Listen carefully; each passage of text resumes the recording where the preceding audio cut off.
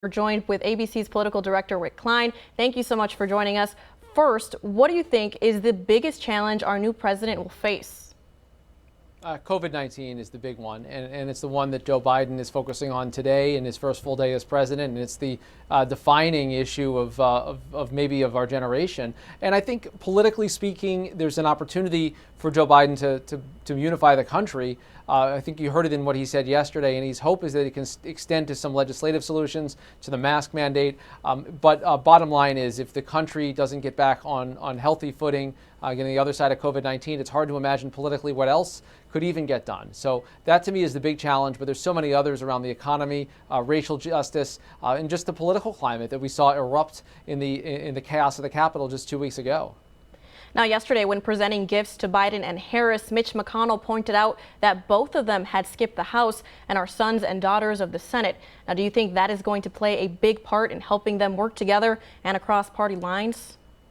Sure, I think there's a potential there. It's telling to me that both of them were senators. Joe Biden came into that chamber back in 1973, before any of the current senators were in office, and in fact, before some of them were even born. So he's got an enormous arc of history. Kamala Harris, a more recent addition to the Senate, but they both have relationships there. They weren't particularly known, either of them, as bipartisan deal makers, but I think there is an opportunity, given that they know the personalities. They can pick up the phone, either of them, and call any of the senators to get things done and to move forward. And that's the clear signal from Joe Biden, is to try to put that open hand out and see if he can get some people to cooperate with him. That was the theme of his inaugural address, and I think it's a through line of some of their early legislative initiatives. Now, what would you see being the top thing that the Republican Party now needs to do? We do see that the party is fractured, especially after the insurrection at the Capitol. So what's their next step?